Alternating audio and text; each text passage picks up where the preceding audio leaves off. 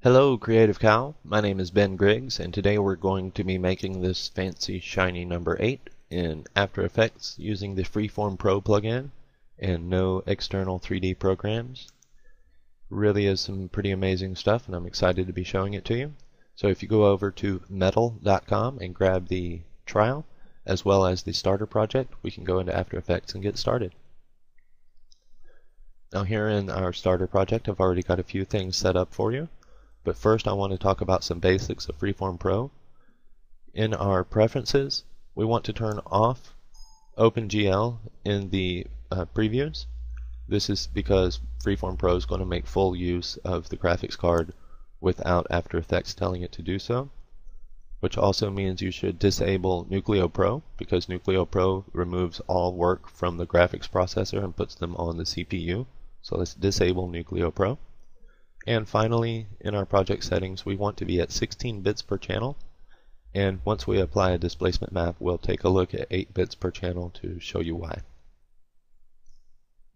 Let's go into our main composition and see what we have going on. First, I have 4 lights set up. Let's switch to 4 views so you can see exactly where they are, and maybe create a new solid. Let's go Layer, New, Solid. Let's make it 512 by 512 to match our displacement composition and call it FF Solid for Freeform Solid. So that we can see it in 3D, let's apply Freeform Pro. And now we can see our lighting setup. Our 3 main lights are attached to a null object. The null object is animated in time. It rotates in the X, Y, and Z axis for our purposes. Over the period of 45 seconds, it's going to rotate twice in each direction, just a negative in the Y and twice in the positive for the X and Z. How this is done is on the initial frame, we arrange our lights in 3D space approximately even with the Z plane and just to the left and right of our main object that we're trying to light. These are 2 point lights. One is orange at 90%, one is blue at 90%. We have an ambient light which is not connected to this rig. It's at 20%, and I actually want to take down the blue a little bit. It's a little bright. And finally, our spotlight. Our spotlight is down in front of the main object, facing up towards it, and our spotlight has cast shadows turned on so that Freeform can use those shadows. Once you have these 3 lights positioned in such a manner, we link those to a null object by selecting all 3 of them and parent them, not link them. So we will parent these to the null object. So now as the null object turns around, so do our lights. And just to clarify, when they're not parented, they don't move around, just the null object does. So let's leave those connected.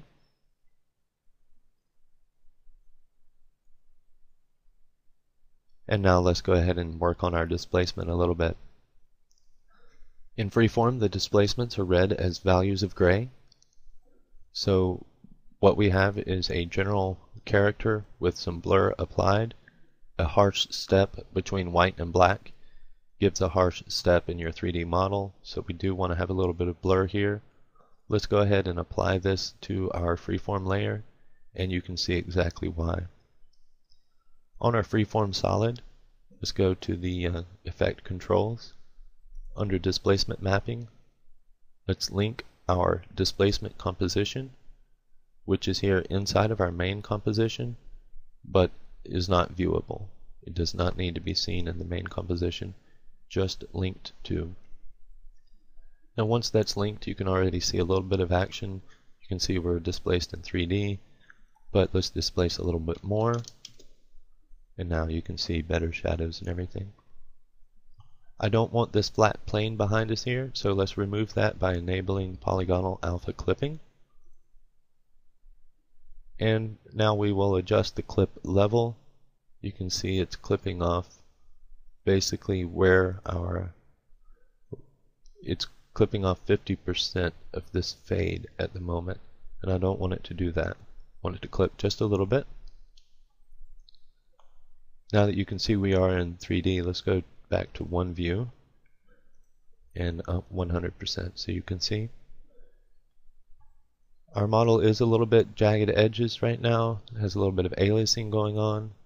Let's make a couple of more adjustments by going to Tessellation and Render Quality. Our tessellation is like subdivisions. We're going to turn on Adaptive Tessellation, which will basically rearrange all the polygons so that there's more detail in the edges where we have transformations going on. And at this point our subdivisions don't need to be so high. Let's take them down to 32, and you see no noticeable difference in the model itself. This has to do with our iterations that come into play after the subdivisions here. And the last thing to smooth everything out we would want is to turn on anti-aliasing. Just at a medium it does a very good job. I haven't encountered a need to go to ultra high yet. For now, just for editing, we're going to leave that on none. And you can see as the lights move around, we've already got some pretty impressive little stuff. So let's keep moving from here. I'm going to go and show you exactly why we are in 16 bits per channel. Let's switch to 8 bits per channel, and you can immediately see, I don't know if you can see through the tutorial, but there's quite a bit of jagged edges coming in around here. It's because we have more levels of gray in 16-bit than we do in 8-bit. And these extra levels of gray really allow us to have a smoother mesh whenever it comes to displacing based on these grayscale values. So let's stick to 16 bits per channel for this project. At some points in time you may want to go to 32-bit, but Freeform Pro using the GPU is more than quick enough to handle the 16-bit color settings. Now the other thing I want to cover really quickly is this blur here on our character. You see whenever this blur is not applied, we really get a very harsh edge. If you don't want it quite as smooth as we had it, of course you can have a lower amount of blur. You're going to find what works for you.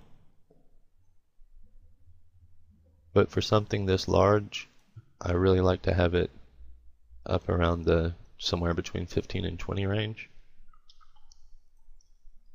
Okay, this is looking good. Let's move on into our reflection mapping. Now, just like our displacement map, our reflection map is here in the scene, but it's hidden because we don't need to see it for now. We don't need to see it at all. I'm going to use it here in the future, but we'll get to that later. Back in our Freeform Pro settings, let's go to reflection mapping and select our reflection composition. Again, our reflection composition can be still or moving, and we just have a moving image here. And now you see we have a lot more going on. We've got lights and texture and all of that. Looking at it alone, still, it doesn't look as impressive. But once we get things moving around, we really start to see a lot better effect with all of these lights and reflections. So let's jump into making things move around. We're going to go into the generator of Freeform Pro, and we want to start setting some keyframes. We're mainly going to work with the rotations and instance offsets. By default, the instance offset for Z is 100. Let's turn that down to 0. I want to move ahead about 1 second in time. Let's zoom in our timeline a little. Let's move ahead approximately 1 second in time and begin setting some keyframes. First, let's just do for the instances, then press page down to move ahead 1 frame in time, and then let's add this to 20. Let's double click on instances so you can see down here we have one keyframe just one frame behind the other. So we immediately jump up to having 20 copies of our mesh. Whenever it is offset, you can see these extra copies. Now where we have adjusted it to 20, let's add some more keyframes. I want to keyframe all of our instance offsets and rotations. We're probably not going to use all of them immediately. I just like to have them there by default. You can also turn on the auto keyframe properties, and this will automatically keyframe exactly what you're doing. So to begin the animation, we want to animate some. Let's go ahead. Let's see, I'm going to go to 2 seconds in time and start with our spiral rotation on Y. And this is our beginning effect. It's not quite looking the way that it did before. That's because our spatial distribution, we want to have this equally from center instead of behind master. And I'm going to put that up a little more, say 13. There we go. And now we can immediately see the opening of our animation. And I'm going to do a RAM preview just so we can see how amazingly fast Freeform Pro is at rendering this. I mean, look, that's already done. Okay, so we're going to give it about a second to twist into that shape. Then from there, let's go to where that shape finalizes. Add a keyframe for our offset on Y. Move ahead another second or so in time and adjust our Y offset to, let's say, 140 until you find something you like. I like it here at 120. And let's zoom out so we can see our full screen here. There we go. So our animation starts out as the number 8, twirls into these little sort of metallic looking balls, and twists out into a chain. From here, really you can do anything you want. I'm just going to go through hitting keyframes and see what's going to happen. You do want to keep most of these rotations to a minimum. Whenever you start to get above a certain amount, because a lot of these are incremental, things can really start to go crazy. So if you want to keep things under control, you want to go a little bit at a time. So from here, let's take our Y rotations and put them back down.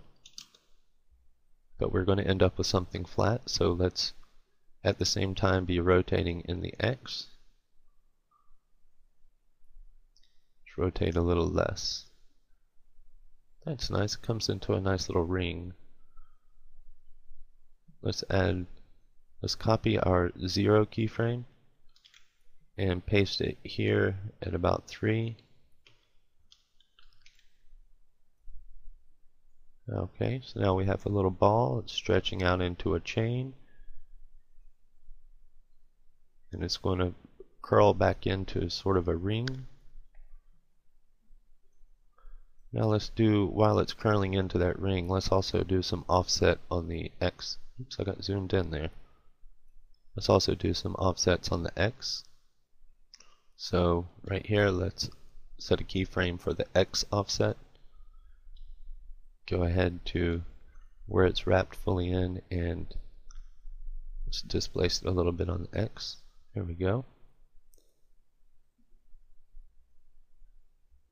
See, this is really the fun part. Just a few clicks and you get some amazing results here. And Freeform Pro is just amazing fast with this. I couldn't imagine even just moving one freeform layer around this much is really just going to burn up your CPUs. Okay, let's keep animating at 5 seconds in time. Let's change our Y offset back down to 0.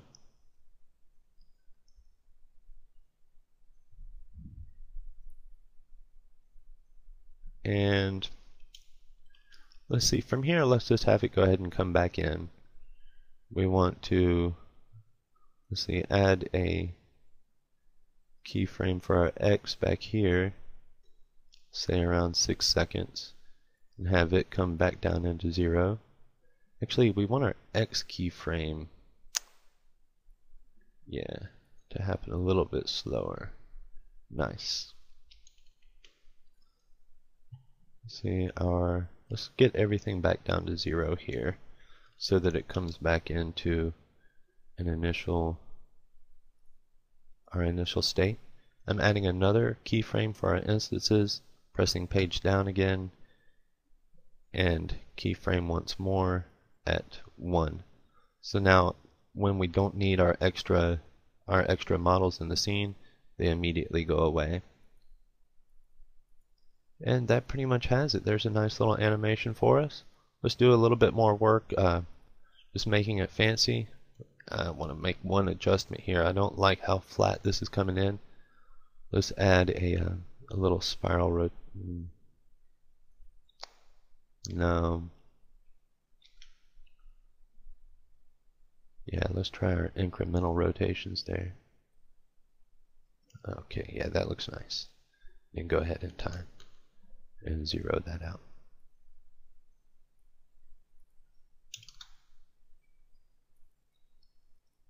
I kind of like the way that's coming together. See, any little change is really going to make drastic differences in your final animation. Feel free to play around and come up with something that you really enjoy. There's a lot that can be going on in here. Again, we're just at 20 instances, and you can see, I mean, we're really seeing all of our changes in real time, and it just does so much for your creativity. You can really get a lot going on. But I don't want to go too much in depth with this. I believe we've got a really good starting point. You should be able to create all types of animations with this. We're really taking our first look at 3D particles in After Effects with just amazing reaction times. Okay, so let's go ahead and make a couple other things to fancy up our composition. On our Freeform Pro layer, let's add a little bit of glow, just to make things a little bit shinier. Now this is just the standard After Effects glow plugin. I'm going to knock it down a little bit.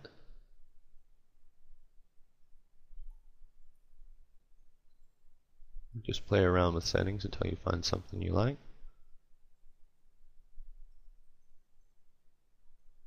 Kind of like this. You see, as we go over time, you get some nice colors coming in. And let's see what else we want to do. Maybe add a background. Now again, you do not need to have your reflection layer be seen here in your main composition, but since it is here and we're already rendering it, I'm going to use it. Any changes that you do to your displacement or reflection composition in here isn't going to make a difference in your final product. These are read by Freeform before any effects are applied in this composition. So I just have that zoomed up, and I might just here, I'll just lower the opacity. It's a little bit bright for me. And from there you can keep going. I mean, as Chris from metal.com can tell you, he's helped me out a lot with this project, really brought in a couple of extra steps that took everything to the next level. Everything can be tweaked for ages from here. I mean, you can change your lights, you're changing the textures, you can animate the reflection composition differently. Just even one little movement on the displacement composition really will bring a whole different flavor to everything that you have going on. Oh, I've got our stopwatch on here. Let me remove those keyframes. So even if you just take a standard preset, like let's say twist, we'll take a CC twister and just twist this up a little bit. Let's put that before the fast blur so we still have our nice soft edges.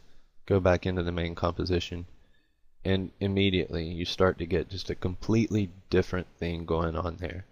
Again, that displacement composition can be animated, it can be a single character, it can be pretty much anything you want. I hope that we've gotten you to a good point. I hope that you're excited about After Effects once again, because it's really a game changer. Again, my name is Ben Griggs, and I hope you've had fun. Thank you.